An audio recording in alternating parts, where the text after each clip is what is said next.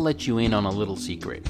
Though I am subscribed to many video game channels, there's 4 of them for which I have nothing but respect and admiration.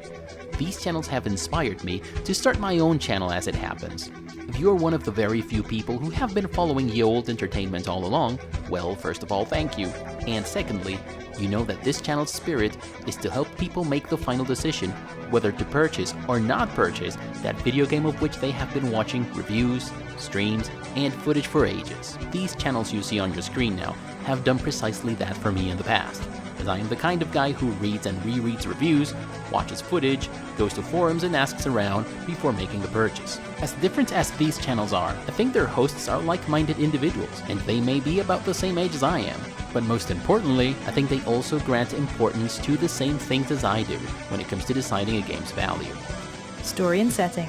Graphics are up first. There's another type of game I don't find myself having any real sympathy for.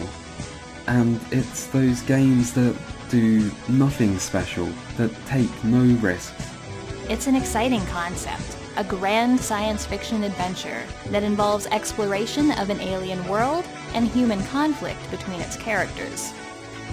The man behind the idea is celebrated movie director Steven Spielberg, so expectations are high.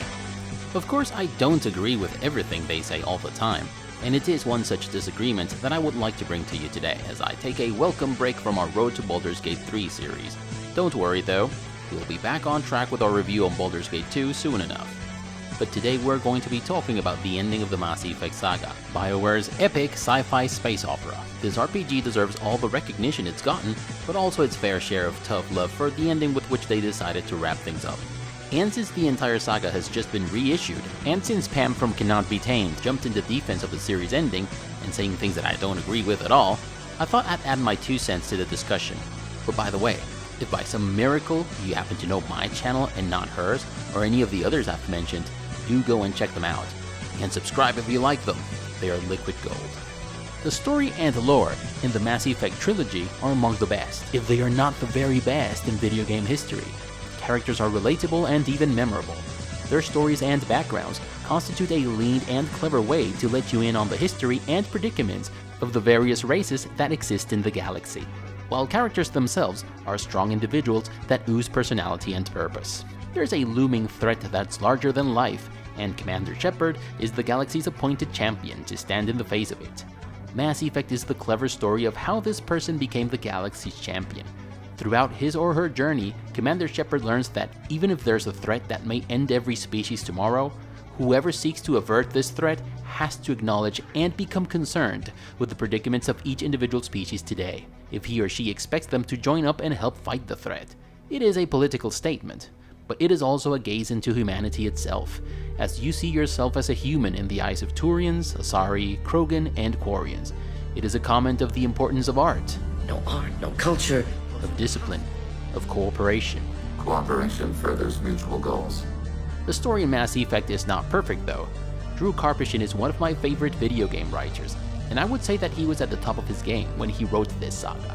But even when he's at the top of his game, he tends to let the plot take the driving seat instead of the characters every now and then. And when that happens, he writes himself into a corner and has to come up with dubious cop-outs. In Mass Effect 2, for example, there's this part in which Miranda announces that you may decide who to take with you on the mission once you get to the location. That's not how it had ever worked in the game up until that point. You would always choose 2 companions and have the rest of them stay on the ship. But when Miranda makes that announcement, it's because the plot needs there not to be any companions aboard the Normandy because the Collectors are about to hijack it. Or take the way in which the Council conveniently dismisses the Reaper threat after they came face to face with it in the first game because the plot needs you to be at a disadvantage and to earn their favor once again. He's also fond of adding dialogues and situations just to spice things up, or to make them cool. The result is that they feel forced, like this time when EDI announces with surprise that there's no way the elusive man could have confused the Collector's signal with the Turian signal. And when you confront him about that, he has this to say. I needed the Collectors to believe they had the upper hand. Telling you could have tipped them off in any number of ways. There are other occasional eye-rolling inducing moments and things, like Miranda's one-liners.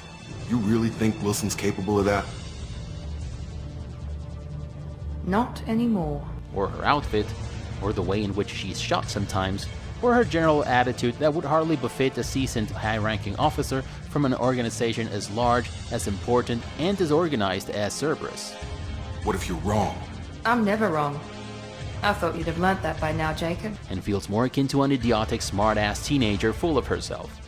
Or the entire Kasumi Goto DLC, that's blatantly thrown in there to bait otaku freaks with the occasional Japanese words, the ridiculous over-the-top jumps, and the mission that looks like it was discarded from a James Bond game and thrown into Mass Effect.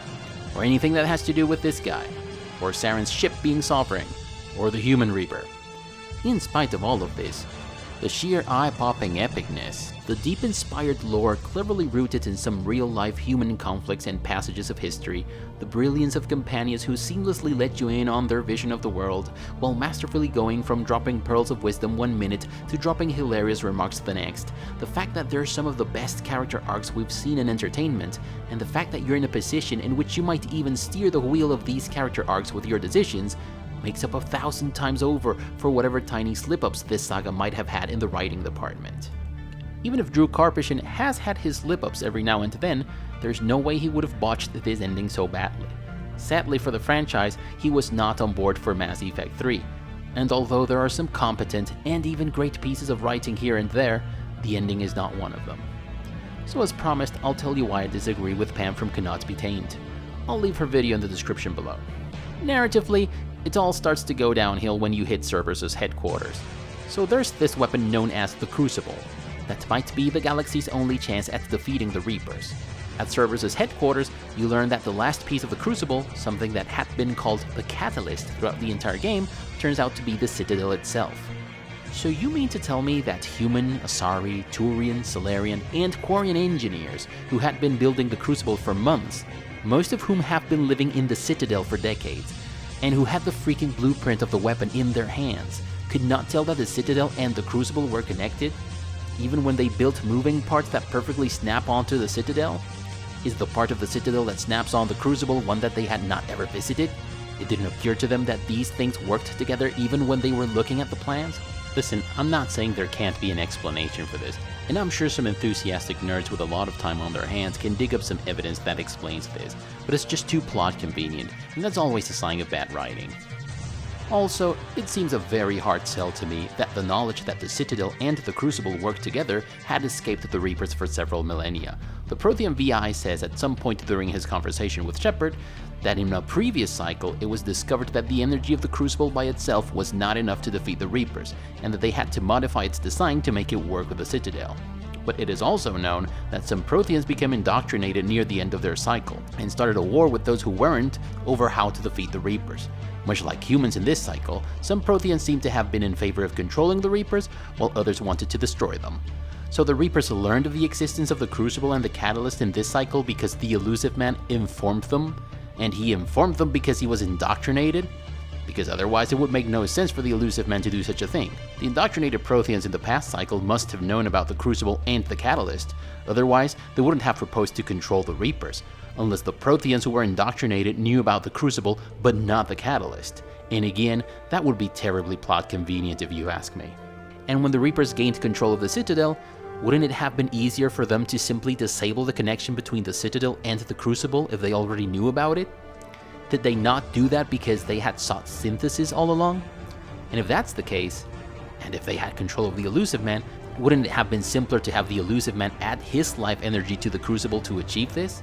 I could go on for ages with questions about the things that didn't work for me, but there are hours worth of forum discussions and explanations about why this or that does or doesn't make sense. But when you have two very large factions arguing whether something makes sense or not, you have already lost the battle as a creator. When you have your audience fishing for evidence in your piece that justifies this or that, you simply drop the ball as a writer, and chances are, you made your story unnecessarily convoluted. Pam says that the whole of Mass Effect 3 is the ending of the saga, but whether you agree with this or not, there's a plot point in the story in Mass Effect 3 from which there's a rising action that ultimately leads to a climax. And that's the part in which the story starts to fall apart, much like the Normandy in its final flight. If you want to call it the end of the game, or the end of the game, makes no difference. Mass Effect 3 does have the two best moments of the saga as a whole though, curing the genophage, and helping the Quarians regain their world, if that's what you even decide to do. And I think that moments like this are more than worth the price of the admission, and they outweigh the bad ones. Some people say that Mass Effect 3 is a bad game because of its ending. Well, it's not. It's got great gameplay and great story throughout the majority of its 40 hours of gameplay. Pam also says that your decisions throughout all 3 games are impactful, just like the developers promised. Only that, well, this doesn't happen at the very end. This is true to some extent, and pretty freaking remarkable if you ask me. There are many games that offer more drastic branching paths, but none of them reward your decisions with high production value cutscenes and dialogues. This is generally a trade-off in RPGs. If your decisions greatly impact the way in which the game plays out, meaning that you end up doing different quests, meeting different people, going to different locations, etc., it's generally in games that don't have characters with fancy facial animations and high-budget cutscenes. And if there's high production values involved, chances are you'll be walking a straight line from start to finish with minor detours and dialogue changes along the way. The Witcher 2 is one notable exception to this.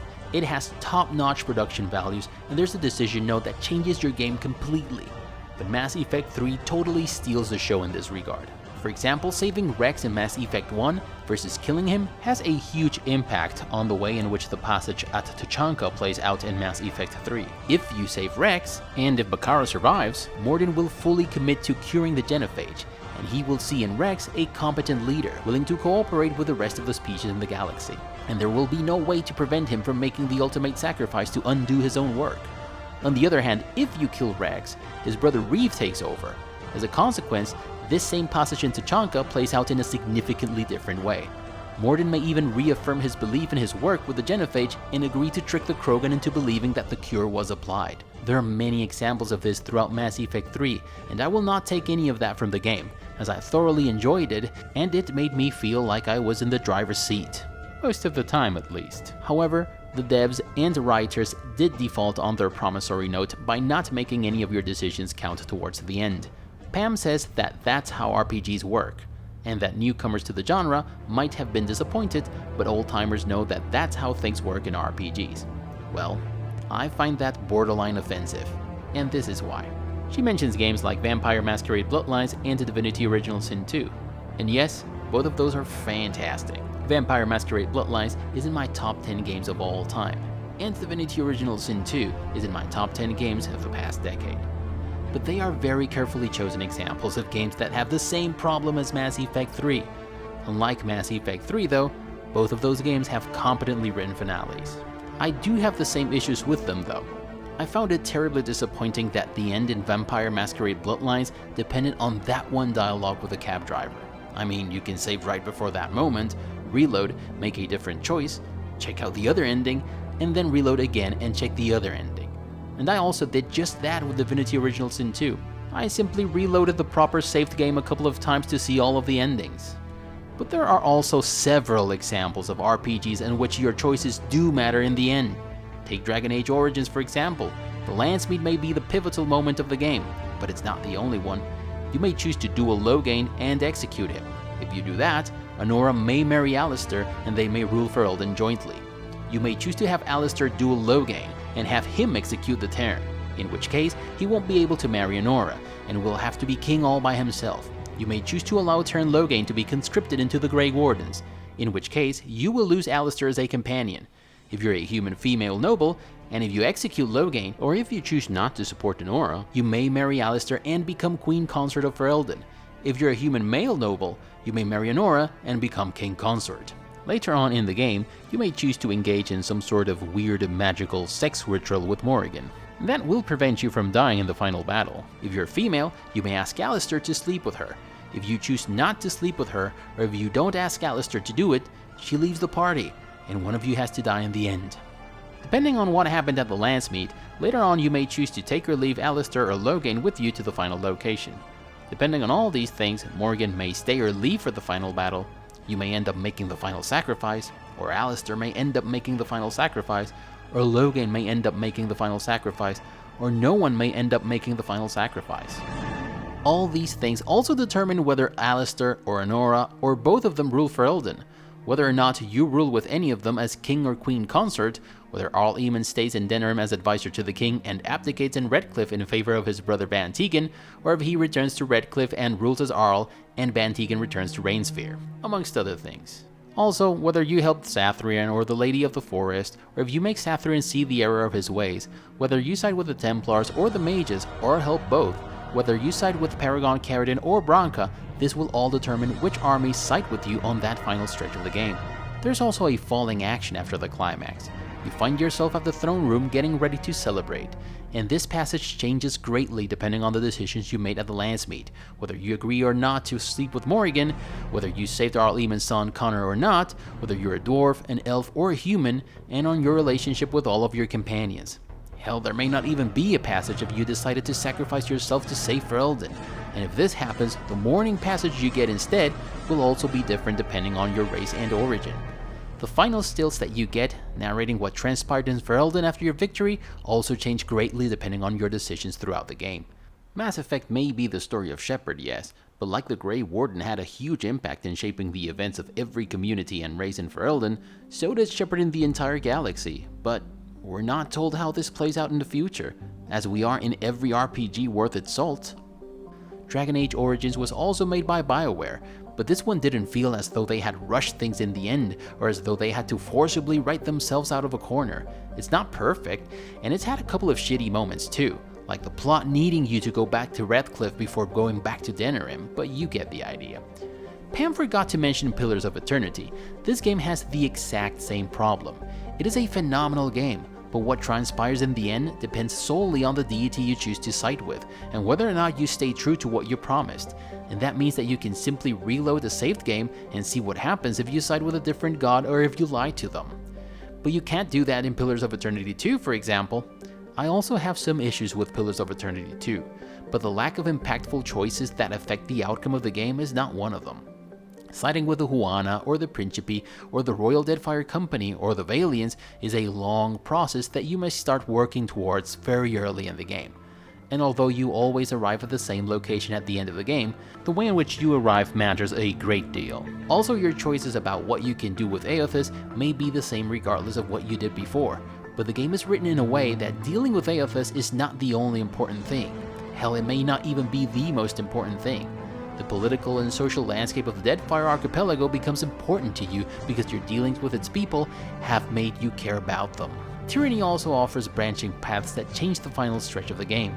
You end up doing the same things in the end, but on whose name you're doing these things matters a great deal. It all depends on the decisions that you have been taking up until that point. I could also mention Arcanum, siding with Khan Hua and the Dark Elves, or Nasruddin and the Kantara Elves, freeing or not freeing Arronax, and your interaction with the other evil entities that have become trapped in the final location, the companions you decide to bring with you, etc., all have a huge impact in the end. Hell, the final encounter with Kurgan even depends on your build. If you have enough persuasion, charisma, and intellect, you may convince him that he's wrong and have him commit suicide. I do agree with Pam that the ending in Mass Effect is nowhere near Game of Thrones in levels of awfulness, but Mass Effect had a golden opportunity to tie things up nicely in their third entry, but it feels like they rushed things in the end, and they wrote themselves into a corner at some point. It does not mean it's a bad game, it's just that the end didn't work for me. And that's all I have for you today. Do check those other channels I mentioned, they're all phenomenal.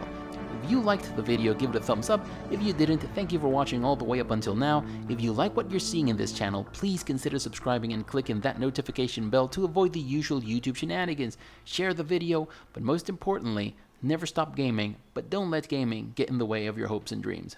Bye everyone.